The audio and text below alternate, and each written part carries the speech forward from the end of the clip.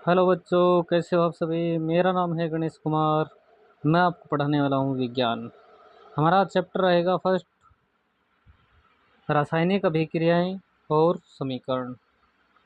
सबसे पहले हम देखेंगे कि इस चैप्टर में हम क्या क्या पढ़ने वाले हैं। तो चलिए शुरुआत करते हैं। रासायनिक समीकरण जानेंगे। फिर रासायनिक समीकरण में अभिकारक क्या है, उत्पाद क्या है, रासायनिक समीकरण को लिखते कैसे हैं, रासायनिक समीकरण को संतुलित क्यों करते हैं और संतुलित करने की विधि क्या है। ठीक है। फिर हम देखेंगे कि रासायनिक अभिक्रिया क्या है, रासायनिक अभिक्रियाओं के प्रकार कौन कौन से। संयोजन अभिक्रिया, वियोजन अभिक्रिया, ऊष्मक्षेपी, ऊष्मशोषी, विस्थापन अभिक्रिया, द्विविस्थापन अभिक्रिया, उपचयन, अपचयन और रेडॉक्स अभिक्रिया। अब उपचयन अभिक्रिया के जो दैनिक जीवन में क्या क्या प्रभाव है वो देखेंगे। जैसे इसके कारण, उपचयन के कारण क्या क्या होता है, संक्षारण है और विकृत गंधिता है। ये सभी चैप्टर, ये सभी पॉइंट हम इस चैप्टर में देखने वाले हैं। ठीक है, तो चलिए शुरुआत करते हैं। रासायनिक अभिक्रिया क्या है। जब एक या एक से अधिक पदार्थ आपस में अंतरक्रिया करके एक या एक से अधिक भिन्न गुण धर्मों वाले पदार्थ बनाते हैं तो ऐसी अभिक्रिया को क्या कहते हैं, रासायनिक अभिक्रिया कहते हैं। अब इस रासायनिक अभिक्रिया को वाक्य के रूप में अगर लिखा जाए तो विवरण क्या हो जाता है, बहुत लंबा हो जाता है। तो इसको शॉर्ट रूप में अगर लिखा जाए, जैसे कि हम शब्दों के रूप में लिख दें, जैसे कि हम शब्दों के रूप में लिख दें या फिर हम सूत्रों के रूप में लिख दें, तो रासायनिक अभिक्रिया को संक्षिप्त रूप में लिखना ही क्या है, रासायनिक समीकरण कहलाता है। ठीक है, रासायनिक अभिक्रिया क्या है, रासायनिक समीकरण क्या है, देख ली। अब देखो,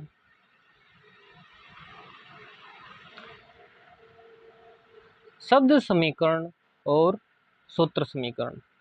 जैसे हमने मैग्नीशियम की अभिक्रिया ऑक्सीजन से करवाई, मैग्नीशियम की अभिक्रिया ऑक्सीजन से करवाई, मैग्नीशियम की अभिक्रिया ऑक्सीजन से करवाई। अगर हम शब्दों के रूप में लिख दें तो ये क्या हो गई, शब्द समीकरण। अगर हम इन्हें इनके रासायनिक सूत्रों के रूप में लिख दें तो वह सूत्र समीकरण हो गई। क्या शब्दों के रूप में लिखें तो शब्द समीकरण, और रासायनिक सूत्रों के रूप में लिखें तो सूत्र समीकरण हो गई। अब हमने देखा कि सर लिखना तो ये आसान है, क्योंकि इसमें हमें कोई भी अणुसूत्र याद नहीं करना पड़ता, सीधा मैग्नीशियम की अभिक्रिया ऑक्सीजन से करवाई और मैग्नीशियम ऑक्साइड बन गया। परंतु में ये ध्यान रखना है कि मैग्नीशियम का सूत्र क्या है, ऑक्सीजन का सूत्र क्या है, ऑक्सीजन को किस रूप में लिखा जाए, ऑक्सीजन को अणु के रूप में लिखा गया है यहाँ पर। तो हम यहाँ से देखें कि शब्द समीकरण सबसे सरलतम है। जैसे कि शब्द समीकरण क्या है, सरलतम प्रकार है, जबकि सूत्र समीकरण सबसे संक्षिप्त है। सूत्र समीकरण क्या है, सबसे संक्षिप्त है। अब देखें कि अब हम देखें कि अभिकारक क्या है, उत्पाद क्या है। जैसे हमने ये क्या लिखे, समीकरण लिखी। अब समीकरण में भाग लेने वाले पदार्थ क्या कहलाते हैं, अभिकारक। अभिक्रिया में भाग लेने वाले वे पदार्थ जिनका क्या परिवर्तन होना है। परिवर्तन होकर, जैसे मैग्नीशियम और ऑक्सीजन परिवर्तित होकर क्या बने, मैग्नीशियम ऑक्साइड का निर्माण किया। तो इसमें अभिकारक क्या है, मैग्नीशियम और ऑक्सीजन अभिकारक है। और उत्पाद क्या है, रासायनिक अभिक्रिया में बनने वाला जो नया पदार्थ है, बनने वाला जो नया पदार्थ है वो क्या है, वो है उत्पाद। समझ गए। जैसे कि अभिक्रिया, अभिक्रिया में तीर के LHS साइड, ये कौन सी साइड है तीर के, ये जैसे तीर है, इसके LHS side right hand side, left hand side देखें तो ये अभिकारक है। और इस तीर के बाईं ओर मतलब राइट हैंड साइड क्या है? उत्पाद है। जो नया पदार्थ बना है वो उत्पाद है। अब इस रासायनिक अभिक्रिया में मैंने तो लिख दिया ये प्लस का निशान, ये तीर का निशान। क्या इनके कुछ नियम हैं रासायनिक समीकरण को लिखने के? जी सर बिल्कुल है। तो चलिए देखते हैं। रासायनिक समीकरण लिखना कैसे लिखते हैं? रासायनिक समीकरण की दो साइड होती है। कौन कौन सी? LHS साइड और RHS साइड। LHS मतलब लेफ्ट हैंड साइड, अभिकारकों को लिखा जाता है एवं अभिकारकों के मध्य योग का निशान लगा। जैसे मैंने एक अभिकारक लिखा, जैसे कि जल का टूटना, जैसे हमने जल का विद्युत अपघटन करवाया, और हाइड्रोजन और ऑक्सीजन गैस बनी। अब यहाँ पर अभिकारक की संख्या कितनी? यहाँ पर अभिकारक कितने? सिर्फ एक है। एक हो तो हमें प्लस का निशान लगाने की कोई ज़रूरत नहीं है, वरना अभिकारक एक से ज़्यादा हो तो उनके मध्य योग का निशान लगाया जाता है। इस प्रकार उत्पाद के मध्य भी योग का चिन्ह लगाकर लिखा जाता है। अगर उत्पाद क्या हो? एक से ज़्यादा हो। उत्पाद क्या हो? एक से ज़्यादा हो तो उत्पाद के मध्य भी योग का निशान लगाया जाता है। ठीक है। तथा अभिकारक और उत्पाद के बीच तीर का निशान लगाया जाता है। जैसे यह अभिकारक है, ये उत्पाद है, इनके मध्य क्या लगाया गया? तीर का निशान लगाया गया। और यह जो तीर का सिरा है, यह क्या बताता है? यह अभिक्रिया की होने की दिशा को बताता है। जैसे मैंने तीर का मुख की साइड कर दिया, सिरा की साइड कर दिया, इस साइड, तो हम इससे पता लगा सकते हैं कि अभिक्रिया इस दिशा में हो रही है। जैसे जल का विद्युत अपघटन किया तो हाइड्रोजन और ऑक्सीजन गैस बनी, मतलब हमारे पास अभिकारक के रूप में जल था, उत्पाद ये। इस साइड अभिक्रिया की दिशा है। अभिकारक और उत्पाद के बीच तीर का निशान लगाते हैं, जिसका सिरा उत्पाद की ओर होता है, जो अभिक्रिया होने की दिशा को दर्शाता है। ठीक है। अब देखो, अभिक्रिया में ताप, दाब और उत्प्रेरक को शामिल करना हो तो तीर के ऊपर या नीचे लिखा जाता है। जैसे मैंने क्या लिखा था? H2O का अपघटन किया था, विद्युत अपघटन किया था,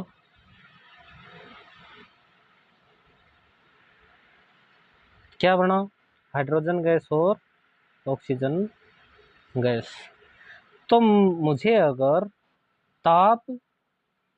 अगर मैं ताप को दर्शाता हूँ, जैसे कि यहाँ पर मुझे मान लो चाहिए कि 50 डिग्री ताप दिया तो जल का विद्युत अपघटन हुआ, या फिर मैं उत्प्रेरक का नाम लिखूं कि अगर मुझे अभिक्रिया का उत्प्रेरक लिखना हो, या फिर दाब को डिनोट करना हो कि मैंने इतना दाब लगाया तब यह अभिक्रिया हुई, मैंने इतना ताप दिया तब ये कोई अभिक्रिया हुई, मैंने ये शामिल किया तब जाके ये अभिक्रिया हुई। तो इसको कहाँ पर लिखेंगे? तीर के या ऊपर या फिर नीचे या फिर दोनों साइड लिख सकते हैं। ठीक है। अब कोई भी अभिक्रिया है सबसे पहले हम देखें, एक वैज्ञानिक था जिसका नाम क्या है? एंटोनी लेवासियर। एंटोनी लेवासियर, इन्होंने एक नियम दिया था, द्रव्यमान संरक्षण का नियम, कि अभिक्रिया, कोई भी जो रासायनिक अभिक्रिया है उसमें न तो द्रव्यमान का निर्माण होता है और न ही द्रव्यमान का विनाश होता है। न ही तो द्रव्यमान का निर्माण होता है और न ही विनाश होता है। परंतु कोई अभिक्रिया हम देखें, जैसे कि जल निर्माण की अभिक्रिया देखेंगे। कौन सी अभिक्रिया देखेंगे? जल निर्माण की अभिक्रिया। जैसे यहाँ पर मैं जल निर्माण की अभिक्रिया लिखता हूँ। मैंने ली हाइड्रोजन गैस और ऑक्सीजन गैस, इसकी अभिक्रिया करवाई हमने। अभिक्रिया करवाने पर क्या प्राप्त हुआ? हमें जल का अणु प्राप्त हुआ। यहाँ पर हाइड्रोजन गैस कितनी है? यहाँ पर हाइड्रोजन गैस कितनी है? सर यहाँ पर तो हाइड्रोजन गैस के 2 अणु है और ऑक्सीजन गैस के भी 2 अणु हैं, परंतु हमने इस साइड देखा हाइड्रोजन के तो 2 अणु हैं। चलो ये तो सही है, और ऑक्सीजन का सर 1 अणु हो गया। इसका क्या करें? हमें तो लेवाशियर ने क्या बताया था कि कोई भी रासायनिक अभिक्रिया हो वहाँ पर न तो कोई द्रव्यमान का निर्माण होता है और न ही द्रव्यमान का विनाश। तो फिर एक ऑक्सीजन का अणु कहाँ पर गया? तो इसीलिए हमें रासायनिक अभिक्रिया को संतुलित करना पड़ता है। तो संतुलित कैसे करें? संतुलित करने का महत्व है तो आपको पता चल गया कि किसी भी रासायनिक अभिक्रिया में द्रव्यमान का न तो निर्माण होता है और न ही विनाश होता है। रासायनिक अभिक्रिया के पहले एवं उसके बाद प्रत्येक तत्व के परमाणुओं की संख्या समान रहती है। इस कारण हमें समीकरण को संतुलित करना आवश्यक है। पता चल गया संतुलित रासायनिक समीकरण क्यों आवश्यक है, इसका महत्व क्या है। क्योंकि द्रव्यमान संरक्षण का नियम हमें कहता है कि न तो द्रव्यमान का निर्माण होता है और न ही विनाश। अब रासायनिक अभिक्रिया को संतुलित कैसे करें सर? इसके कुछ नियम हैं। रासायनिक समीकरण को संतुलित करने की एक विधि है जिसे हम कहते हैं हिट एंड ट्रायल विधि। हिट एंड ट्रायल विधि इसलिए कहते हैं क्योंकि इस विधि में हम कोई भी पूर्णांक संख्या लेते हैं, जैसे 1, 2, 3, 4, 5। सबसे पहले हम 1 से गुणा करके देखेंगे, 2 से गुणा करके देखेंगे, फिर 3 से गुणा करके देखेंगे, 4 से गुणा करके देखेंगे। इस प्रकार गुणा करके देखेंगे कि कब समीकरण संतुलित हो जाए। तो हिट एंड ट्रायल विधि क्यों कहते हैं? इसी कारण कहते हैं क्योंकि हम यहाँ पर ट्राई कर करके देखेंगे कि 1 से गुणा किया तो बराबर आ गई क्या, 2 से मल्टीप्लाई करके देखा तो बराबर आ गई क्या, 2 से नहीं हुआ तो 3 से, और 3 से नहीं हुआ तो 4 से, ऐसे आगे क्रम चलता रहता है। इसके चरण देखते हैं। रासायनिक अभिक्रिया को आसानी से संतुलित करने के लिए हम कुछ चरणों में विभाजित किया इसको। चलो तो सबसे पहले क्या करते हैं, जैसे कोई भी रासायनिक अभिक्रिया है, मैंने यहाँ एक रासायनिक समीकरण ली, जैसे कि H2 प्लस O2, और क्या बना इससे H2O। सबसे पहले क्या करना है, सबसे पहले प्रत्येक सूत्र के चारों ओर बॉक्स बना लीजिए। बॉक्स के अंदर कुछ भी परिवर्तन नहीं कर सकते आप। सबसे पहले हमें क्या करना है, बॉक्स बनाना है सर, और बॉक्स के अंदर कोई भी परिवर्तन नहीं कर सकते। बॉक्स के अंदर कोई भी परिवर्तन नहीं कर सकते। ये हमने यहाँ पर एक बॉक्स बना लिया, ये एक यहाँ पर बॉक्स बना लिया और एक यहाँ पर बॉक्स बना लिया। सबसे पहले क्या करना है, एक बॉक्स बना लेना है, ठीक है। फिर क्या करते हैं कि परमाणु की संख्या दोनों ओर की सूची बना लेते हैं। यहाँ पर परमाणु की दोनों ओर की सूची बनाते हैं। जैसे कि हमारे पास तत्व कितने हैं, सबसे पहले तो ये देखो, हमारे पास अभिकारक में देखेंगे कि एक तो हाइड्रोजन है और एक ऑक्सीजन है, एक तो हाइड्रोजन है और एक ऑक्सीजन है। हाइड्रोजन का अभिकारक की साइड कितना सर, 2 है, तो यहाँ पर LHS और यहाँ पर RHS। अभिकारक में हाइड्रोजन कितने, 2 है सर, और उत्पाद में भी 2 है सर। इसको संतुलित करने की कोई आवश्यकता नहीं है। फिर हम देखेंगे कि ऑक्सीजन अभिकारक की साइड कितने हैं, यहाँ पर सर 2 है। यहाँ पर कितने हैं उत्पाद की ओर, उत्पाद की ओर सर ऑक्सीजन 1 ही है। क्या है, सिर्फ 1 है। तो हमें क्या करना पड़ेगा, रासायनिक अभिक्रिया को संतुलित करना पड़ेगा, क्योंकि यह अभिक्रिया संतुलित नहीं है, यहाँ पर ऑक्सीजन का परमाणु कम है। फिर क्या देखेंगे, तीसरा चरण, सुविधा के लिए सबसे अधिक परमाणु वाले यौगिक को सबसे पहले संतुलित करेंगे, चाहे वह अभिकारक हो या फिर उत्पाद। तो काउंट करो कि कहाँ पर परमाणु ज़्यादा, यहाँ पर 2 है, यहाँ पर भी 2 है, परंतु हाइड्रोजन की ओर कितने, यहाँ पर 3 परमाणु। चलो तो यहीं से शुरुआत कर लेते हैं। अब देखो हाइड्रोजन 2 है, यहाँ पर हाइड्रोजन 2। सर हाइड्रोजन को छेड़ने की कोई भी ज़रूरत नहीं है। अब ऑक्सीजन देखो यहाँ पर कितने, सर यहाँ पर एक ही ऑक्सीजन है, और यहाँ पर अभिकारक की साइड 2 ऑक्सीजन है। तो बॉक्स के अंदर तो हम कुछ भी गड़बड़ कर नहीं सकते, इसलिए बाहर 2 से मल्टीप्लाई कर देंगे तो ऑक्सीजन की संख्या कितनी हो जाएगी, 2 हो जाएगी। सर क्या बराबर हो गए, बिल्कुल। अभिक्रिया अब हम फिर से चेक करेंगे कि संतुलित है या नहीं। सर मैंने मल्टीप्लाई किया ऑक्सीजन को, ये 2 हो गया, और यहाँ पर ऑक्सीजन 2 है ही, परंतु मैंने जब 2 से मल्टीप्लाई किया तो हाइड्रोजन है वो भी मल्टीप्लाई होकर 4 परमाणु हो गए हाइड्रोजन के, परंतु यहाँ पर अभिकारक की साइड 2 ही परमाणु है, इसलिए मुझे यहाँ भी 2 से मल्टीप्लाई करना पड़ेगा।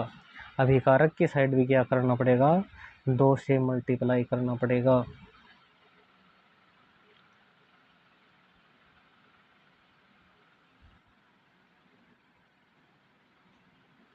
दो से मल्टीप्लाई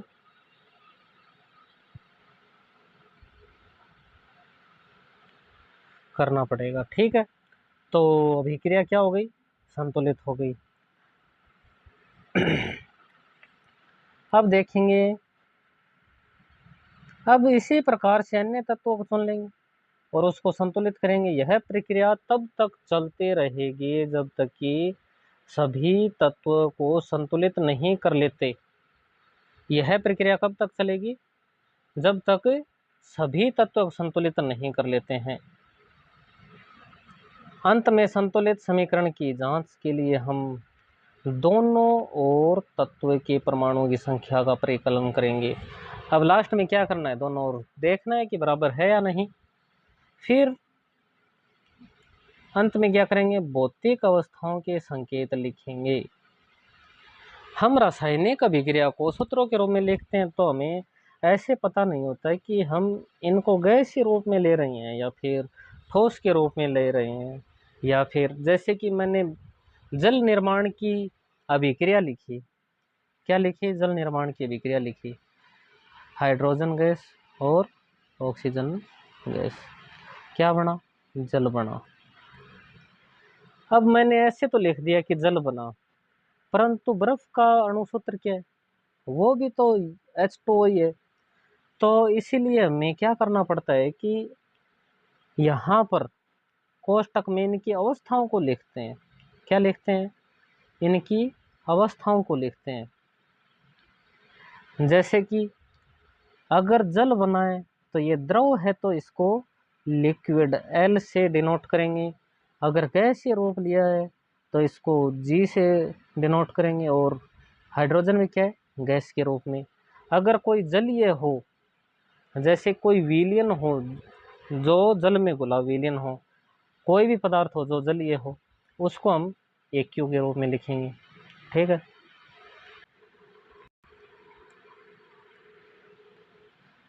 तो हमने क्या देखा कि जो गैस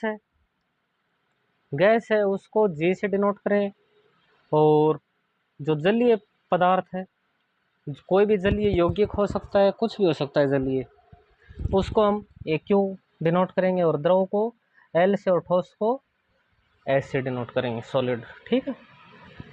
चलिए तो अब हम देखते हैं रासायनिक अभिक्रियाओं के प्रकार। रासायनिक अभिक्रियाओं के प्रकार, रासायनिक अभिक्रिया किसे कहते हैं, ये तो मैंने आपको बता ही दिया कि एक या एक से अधिक पदार्थ आपस में अंतर क्रिया करके एक या एक से अधिक भिन्न रासायनिक गुण धर्मों वाले पदार्थ बनाते हैं। रासायनिक अभिक्रिया के दौरान किसी एक तत्व का परमाणु दूसरे तत्व में नहीं बदलता।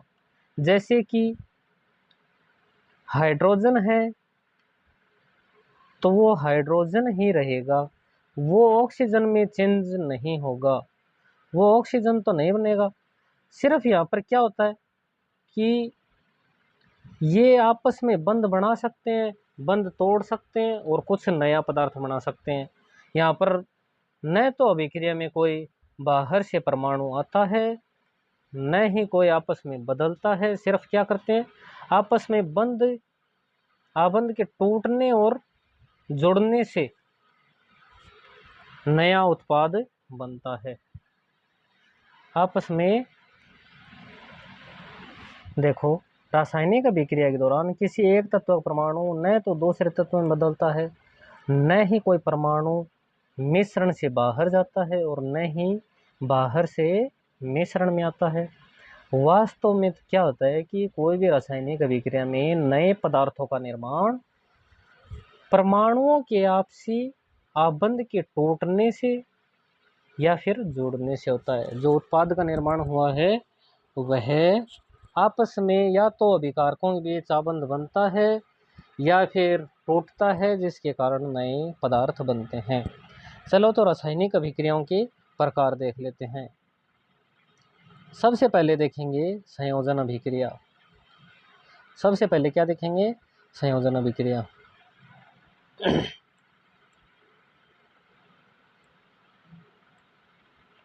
संयोजन अभिक्रिया किसे कहते हैं?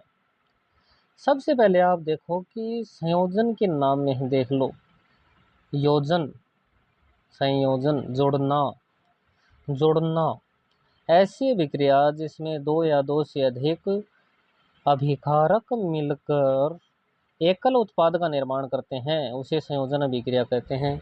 तो संयोजन अभिक्रिया कोई हार्ड तो है नहीं, बस योग करना है। याद रखना है कि संयोजन अभिक्रिया किसे कहते हैं, जिसमें दो या दो से अधिक अभिकारक मिलकर एकल उत्पाद का निर्माण करते हैं, संयोजन अभिक्रिया हो गई। एग्जाम्पल के रूप में देखें तो यहाँ पर क्या है, बिना भूजा चूना, जिसे हम कड़ी बोलते हैं, कड़ी बाजार से लेके आए, कड़ी बाजार से लेके आए, जो दीवार पर पुताई करने के लिए जो कली यूज में आते हैं उससे क्या कहते हैं केमिस्ट्री की भाषा में, बिना बुझा हुआ चूना। अब हम उसमें लाकर क्या मिलाते हैं, जल मिला दिया। जल को मिलाया तो यह चूना बुझा हुआ चूना बन गया और इससे क्या ऊष्मा भी निकलती है। तो यह संयोजन अभिक्रिया का उदाहरण हो गया। बिना बुझा हुआ चूना प्लस H2O, ये दो मिलकर एक पदार्थ का निर्माण करते हैं जो कि बुझा हुआ चूना है। ठीक है, एक उदाहरण ले लेते हैं, जैसे कि कार्बन डाइऑक्साइड का बनना। कार्बन डाइऑक्साइड का बनना, इसमें क्या होता है, कार्बन होता है और ऑक्सीजन मिलकर क्या करते हैं, कार्बन डाइऑक्साइड का निर्माण करते हैं। एक उदाहरण हमने पहले ही देख लिया, जल निर्माण, यह भी एक संयोजन अभिक्रिया का उदाहरण है। अब हम देखते हैं वियोजन अभिक्रिया। संयोजन अभिक्रिया है, उसका उल्टा क्या है, वियोजन अभिक्रिया। संयोजन अभिक्रिया में एक या एक से अधिक अभिकर्मक जुड़कर एकल उत्पाद का निर्माण कर रहे थे। यहाँ पर क्या होता है, एकल अभिकर्मक टूटकर छोटे छोटे अणुओं के रूप में उत्पाद प्रदान करता है। यह क्या कहलाती है, वियोजन अभिक्रिया। इसमें कोई भी एक अभिकारक होता है जो टूटकर एक या एक से अधिक उत्पाद के रूप में, और जैसे कि यहाँ पर कैल्शियम कार्बोनेट है जो कि टूटकर कैल्शियम ऑक्साइड और कार्बन डाइऑक्साइड बना लिया। यहाँ पर क्या होता है, एकल अभिकारक, यहाँ पर क्या होता है, एकल अभिकर्मक टूटकर एक से अधिक उत्पाद का निर्माण करते हैं। ये क्या हो गया, ये वियोजन अभिक्रिया हो गई। एकल अभिकर्मक टूटकर एक से अधिक उत्पाद का निर्माण करते हैं, वियोजन अभिक्रिया है। एग्जाम्पल देख ही लिया हमने, जैसे कि फेरस सल्फेट है। ये क्या है, फेरस सल्फेट। फेरस सल्फेट को हमने क्या दी, ऊष्मा दी। ऊष्मा देने पर ferric oxide, sulphur dioxide, sulphur trioxide का निर्माण करते हैं। जैसे ही हमने इसको ऊष्मा दी तो अवक्षेप के रूप में, जो कि सॉलिड अवस्था में, वो तो हमें प्राप्त हुआ फेरिक ऑक्साइड, और जो सल्फर डाइऑक्साइड और सल्फर ट्राइऑक्साइड है ये गैस के रूप में प्राप्त हुआ।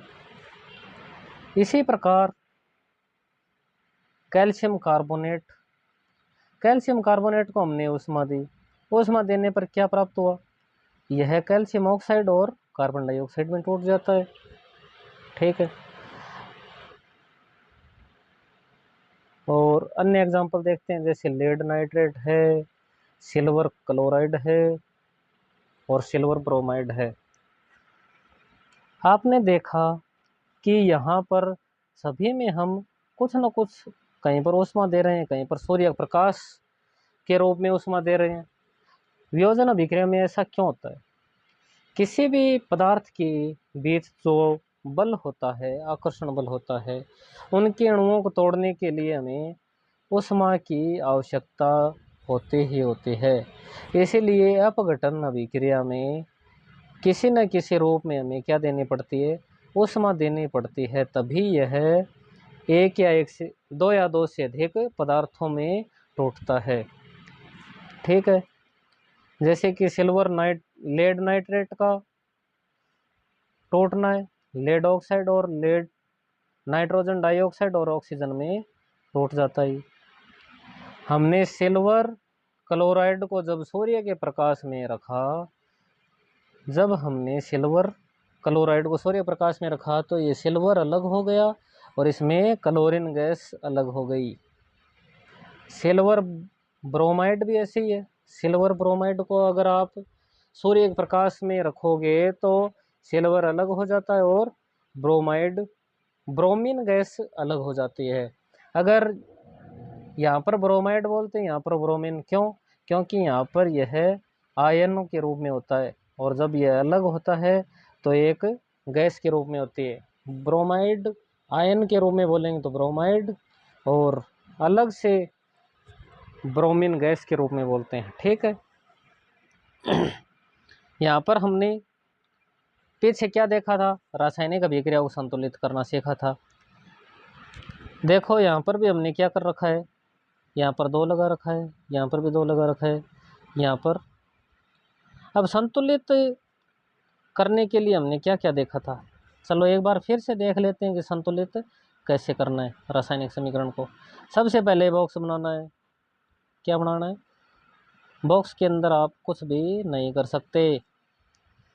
फिर देखना है कि दोनों साइड, यहाँ पर जैसे सिल्वर क्लोराइड है, यहाँ पर सिल्वर और क्लोरीन गैस में परिवर्तित हो जाता है। अब सिल्वर यहाँ पर कितना, 1 है सर। यहाँ पर सिल्वर कितना, यहाँ पर भी 1 है। और क्लोरीन गैस यहाँ पर कितनी, सर क्लोरीन गैस 2 है और यहाँ पर क्लोराइड का आयन कितना है, सिर्फ 1। तो क्या करना पड़ेगा, यहाँ पर 2 से मल्टीप्लाई, जो कि हमने कर दिया पहले से ही। अब 2 से मल्टीप्लाई किया तो क्लोरीन के साथ साथ Ag भी क्या, सिल्वर भी 2 हो गया, तो इसीलिए हमको यहाँ पर भी 2 से मल्टीप्लाई करना पड़ेगा। यह एक संतुलित रासायनिक समीकरण हो गई।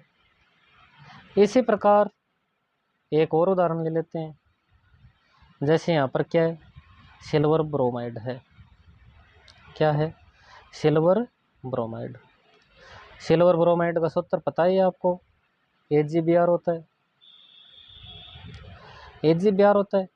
तो यहाँ पर क्या है, Ag 1 ही है और इस साइड भी 1 है, इस साइड भी क्या है, Ag 1 ही था, यहाँ पर भी Ag 1, परंतु यहाँ पर ब्रोमाइड का 1 ही अणु है, लेकिन यहाँ पर ब्रोमाइड के 2 अणु हो गए। इस कारण हमें इस अभिक्रिया को संतुलित करना पड़ेगा। तो आपको बता ही रखा है, सबसे पहले क्या करना होता है, बॉक्स बनाना पड़ता है। बॉक्स के अंदर कुछ भी परिवर्तन हम कर नहीं सकते। अब देखो यहाँ पर ब्रोमीन कितना था, 2, चलो उस साइड भी ब्रोमीन 2 कर देते हैं, जो कि हमने पहले से ही कर दिया। सर अब यहाँ पर सिल्वर भी 2 हो गया, चलो तो उस साइड चलते हैं, सिल्वर को यहाँ पर भी 2 से मल्टीप्लाई कर देते हैं, जो कि यहाँ पर अब सिल्वर भी 2 हो गया। ठीक है, रासायनिक अभिक्रिया को इस प्रकार संतुलित करते रहेंगे हम। कोई भी अगर आप रासायनिक अभिक्रिया लिखते हो उसको संतुलित करके लिखना चाहिए। ठीक है, अब देखते हैं ऊष्माक्षेपी अभिक्रिया। ऐसी अभिक्रियाएं जिनमें उत्पाद निर्माण के दौरान ऊष्मा भी उत्पन्न होती है। कोई भी अभिक्रिया हो, चाहे वह संयोजन अभिक्रिया का उदाहरण हो, या फिर वो वियोजन अभिक्रिया का उदाहरण हो, या फिर अन्य कोई भी विस्थापन अभिक्रिया हो, या फिर अपचयन हो, उपचयन हो, कोई भी ऐसी अभिक्रिया हो जहाँ पर क्या हो, ऊष्मा का उत्सर्जन होता हो, वह कौन सी अभिक्रिया कहलाती है? ऊष्माक्षेपी अभिक्रिया कहलाएगी। क्या कहलाएगी? ऊष्माक्षेपी अभिक्रिया कहलाएगी। जैसे सर एग्जाम्पल के रूप में मीथेन, ये कौन सी गैस है? मीथेन गैस है। मीथेन गैस सबसे ज़्यादा किस में होती है? गोबर गैस हो गई, बायोगैस होगी, उनमें से जो भी मीथेन गैस निकलती है ना, उनमें सबसे ज़्यादा कौन सी होती है? मीथेन गैस होती है। जब भी हम बायोगैस या फिर गोबर गैस को जलाते हैं तो वह ऑक्सीजन से क्रिया करेगी। जी सर, बिल्कुल करेगी। अब मीथेन गैस को ऑक्सीजन में जलाने से क्या प्राप्त होता है? एक तो कार्बन डाइऑक्साइड का निर्माण होगा, जल के अणु का निर्माण होगा, और साथ में ऊर्जा निकलती है। बायोगैस से आपने देखा है कि ऊर्जा निकलती है, तभी हम रसोई गैस में ईंधन के रूप में यूज में ले सकते हैं। ठीक है सर, यह भी क्या है? एक ऊष्माक्षेपी अभिक्रिया। सर एक ऊष्माक्षेपी अभिक्रिया का उदाहरण है श्वसन की अभिक्रिया। श्वसन की अभिक्रिया ऊष्माक्षेपी अभिक्रिया कैसे हुई? सर श्वसन के दौरान हमें ऊर्जा प्राप्त होती है, इसीलिए श्वसन भी क्या है? एक ऊष्माक्षेपी अभिक्रिया है। कैसे सर? ये श्वसन की अभिक्रिया ऊष्माक्षेपी अभिक्रिया कैसे हुई? तो चलिए देखते हैं। जैसे कि आपने भोजन ग्रहण किया, भोजन ग्रहण करने के बाद जो अंतिम आवश्यक उत्पाद है, जो उत्पाद है जो कि शरीर के लिए आवश्यक है, वो क्या है? ग्लूकोज है। ये क्या है? ग्लूकोज। ये है ग्लूकोज। और ग्लूकोज है, हमने नाक के द्वारा क्या लिया? वायु ग्रहण की, जिसमें क्या है? ऑक्सीजन भी है। यह ऑक्सीजन पूरे शरीर में ब्लड के हीमोग्लोबिन के साथ बंध बनाकर पूरे शरीर में बहती है। अब यह ऑक्सीजन क्या करेगी? ग्लूकोज के साथ क्रिया करेगी, और क्रिया करने के बाद कार्बन डाइऑक्साइड गैस, जो कि हम श्वसन के जो ब्रीथिंग के दौरान, सांस लेना और छोड़ने के दौरान जो कार्बन डाइऑक्साइड छोड़ते हैं, वो श्वसन के दौरान बनती है, वही कार्बन डाइऑक्साइड होती है। तो क्या क्या बनता है? कार्बन डाइऑक्साइड गैस, और जल का निर्माण होता है, और साथ ही में एटीपी के रूप में ऊर्जा की प्राप्ति होती है। ठीक है, अब रासायनिक अभिक्रिया को संतुलित करना देख लेते हैं कि यहाँ पर 6 अणु ही कैसे हुए, यहाँ पर 6 अणु जल के कैसे प्राप्त हुए। ठीक है, चलो देखते हैं। सबसे पहले हमने क्या लिया? ग्लूकोज लिया। ग्लूकोज की अभिक्रिया करवानी है ऑक्सीजन के साथ। नई अभिक्रिया लिख ले, नई अभिक्रिया लिखते हैं। चलो,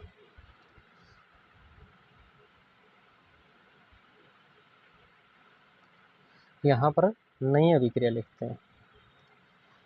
जैसे ग्लूकोज का सूत्र क्या है? C6H12O6। ठीक, इसकी अभिक्रिया किसके साथ करवानी है? सर ऑक्सीजन गैस के साथ करवानी है। और ऑक्सीजन गैस के साथ करवाते हैं तो सर हमें एक तो प्राप्त होता है कार्बन डाइऑक्साइड गैस, एक प्राप्त होता है जल का अणु, और साथ में हमें ऊर्जा की प्राप्ति होती है, ऊर्जा भी प्राप्त होती है। ठीक है, यह अभिक्रिया संतुलित नहीं है। क्यों नहीं? क्योंकि यहाँ पर ऑक्सीजन कितना? 6, यहाँ पर ऑक्सीजन 6, ये रहा, अरे सॉरी, यहाँ पर कार्बन कितना 6 है, यहाँ पर कार्बन केवल 1 है, यहाँ पर हाइड्रोजन कितना 12 है और यहाँ पर हाइड्रोजन केवल कितना 2, यहाँ पर ऑक्सीजन कितना 2 और 6 और 2 8 ही है सर, और यहाँ पर केवल और केवल 2 और 1 3। तो यह विक्रिया संतुलित नहीं है, इस अभिक्रिया को संतुलित करते हैं। चलो सबसे पहले मैंने आपको विधि बताई कि बॉक्स बनाना है, सभी के बॉक्स तैयार करो आप। बॉक्स तैयार करने के बाद बॉक्स के अंदर कोई भी हम परिवर्तन नहीं कर सकते, ठीक है। अब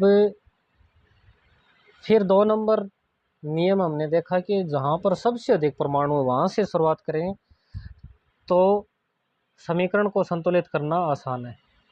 तो सबसे ज़्यादा परमाणु कहाँ पर है, यहाँ पर है, चाहे वो अभिकारक की साइड हो या फिर उत्पादक की साइड, सब जहाँ पर सबसे अधिक परमाणु हो वहीं से शुरुआत कर लेते हैं। तो चलो देखते हैं यहाँ पर कार्बन कितने हैं, कार्बन 6 है और यहाँ पर कार्बन केवल 1 है। तो क्या करते हैं कि यहाँ पर 6 से मल्टीप्लाई कर देते हैं, तो कार्बन दोनों साइड क्या हो गए, बराबर हो गए। यहाँ पर हाइड्रोजन 12 है, बल्कि यहाँ पर हाइड्रोजन केवल और केवल 2 ही है। तो यहाँ पर क्या कर दें, 6 से मल्टीप्लाई कर दें, जिसके कारण हाइड्रोजन 12 हो जाएगा। और यहाँ पर ऑक्सीजन 6 और 2 8 है, ऑक्सीजन के अणु कितने 8 है सर, बल्कि यहाँ पर ऑक्सीजन के अणु 6 दूनी 12, यहाँ पर कितने हो गए 12 हो गए, और यहाँ पर ऑक्सीजन कितने 6 ये हो गए, तो ऑक्सीजन 18 अणु हो गए सर ऑक्सीजन के, जबकि यहाँ पर कितने 6 और 2 8 है। क्या मैं यहाँ पर ऑक्सीजन को 12 बना सकता हूँ, जिसको जोड़ने 6 जोड़ने पर क्या हो जाए 18 हो जाए। तो मैं यहाँ पर भी 6 से मल्टीप्लाई कर देता हूँ, जिसके कारण ये तो हो गया 12 और यहाँ पर हमारे पास 6 पहले से थे, यहाँ पर ऑक्सीजन भी 18 हो गए और यहाँ पर भी ऑक्सीजन 18 हो गए। यहाँ पर कार्बन 6 हो गया, कार्बन यहाँ पर भी 6 हो गया और हाइड्रोजन 12 है, यहाँ पर भी हाइड्रोजन 12 है। तो यह रासायनिक अभिक्रिया अब क्या है, संतुलित है। तो शोषण की प्रक्रिया ऊष्माक्षेपीय अभिक्रिया कैसे हुई, समझ लिया सर। जीवों को जीवित रहने के लिए ऊर्जा की आवश्यकता होती है, यह ऊर्जा हमें भोजन से प्राप्त होती है। भोजन से प्राप्त ग्लूकोज शरीर में उपस्थित ऑक्सीजन से मिलकर हमें ऊर्जा प्राप्त करता है। इस अभिक्रिया को ही श्वसन कहते हैं। अतः श्वसन से ऊर्जा प्राप्त होती है, तो यह एक ऊष्माक्षेपीय अभिक्रिया हो गई, क्योंकि यहाँ पर हमें ऊर्जा की प्राप्ति हो रही है। हमने देख लिया श्वसन एक ऊष्माक्षेपीय अभिक्रिया कैसे हुई। अब कल की क्लास में हम देखेंगे ऊष्माशोष्य अभिक्रिया। आज के लिए इतना ही, धन्यवाद। जय हिंद, जय भारत।